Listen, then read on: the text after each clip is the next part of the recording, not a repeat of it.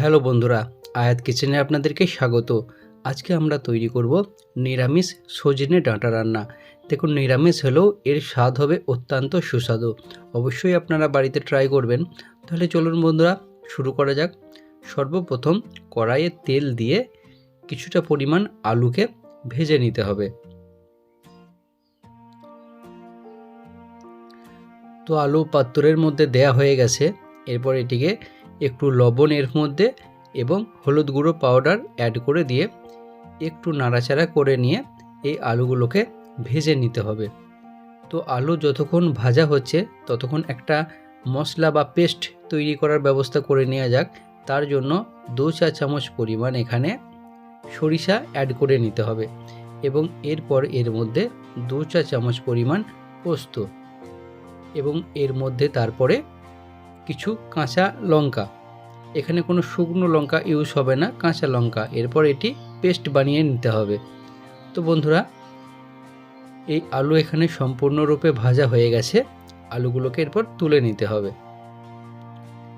এরপরে যে অবশিষ্ট তেলটি এর কড়াইয়ের মধ্যে আছে, এর মধ্যে দিয়ে জিরে, কালো জিরে অল্প পরিমাণ দিয়ে একটু নাড়াচাড়া করে নিতে হবে। এই তেলের মধ্যে কালো জিরের ফ্লেভারটা যেই চলে আসবে এমন তো অবস্থায় টমেটো অ্যাড করে দেবেন। টমেটো অ্যাড করে দিয়ে একটু নাড়াচাড়া করে নিয়ে এরপর এতে মশলা অ্যাড করতে হবে।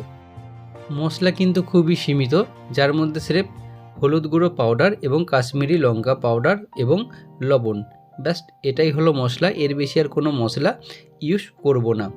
তো বন্ধুরা, একটু এখানে নাড়িয়ে চাড়িয়ে নেওয়ার পর যখন এই মশলাটা হালকা পরিমাণে এখানে কুকড হয়ে আসবে এমন তো অবস্থায় পেস্টটি দিয়ে দিতে হবে, যেটা আছে পোস্ত এবং সরিষা আর কাঁচা লঙ্কার এই পেস্টটি দিয়ে কিছুক্ষণ যাবৎ নাড়াচাড়া করে নিয়ে এই টোটাল ইনগ্রেডিয়েন্টসগুলোকে ভালোভাবে কুকড করে নিতে হবে।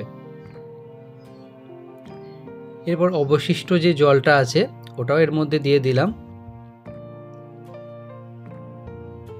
এরপর কিছুক্ষণ কষানো হয়ে গেলে যখন গ্রেভিটি পারফেক্ট তৈরি হয়ে যাবে এমন তো অবস্থায় ডাঁটা এর মধ্যে দিয়ে দিতে হবে। আর ডাঁটা যেগুলো আছে লক্ষ্য করছেন খুবই কচি ডাঁটা, এগুলো মোটা ডাঁটা নয়, যার কারণে এগুলো ভাজা হয়নি। এগুলো খুব অল্পতেই সেদ্ধ হয়ে যাবে। তো বন্ধুরা, এই ডাঁটা দেওয়ার পর কিছুক্ষণ যাবৎ নাড়িয়ে চাড়িয়ে নিয়ে কষিয়ে নিতে হবে কিছুটা পরিমাণ।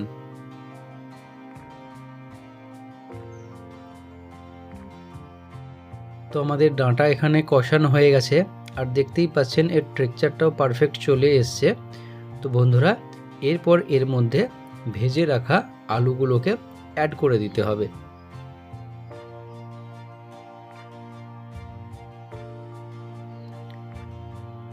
আলু দেওয়া হয়ে গেলে এরপর সমস্ত আলু এবং বাকি ইনগ্রেডিয়েন্টসগুলোকে ভালোভাবে কিছুক্ষণ যাবৎ কষিয়ে নিতে হবে। তো দেখতেই পাচ্ছেন কত সুন্দর এখানে কষানো হয়ে গেছে। এরপরে এই ডাঁটাগুলো পারফেক্ট সেদ্ধ হবার জন্য জল অ্যাড করে দিতে হবে। জল অ্যাড করে দিয়ে একটু নাড়াচাড়া করে নিয়ে ফুটতে দিতে হবে। যখন ফুটা চালু হয়ে যাবে তারপরে এটিকে ঢাকা দিতে হবে এই ডাঁটাগুলো পারফেক্ট সেদ্ধ হবার জন্য।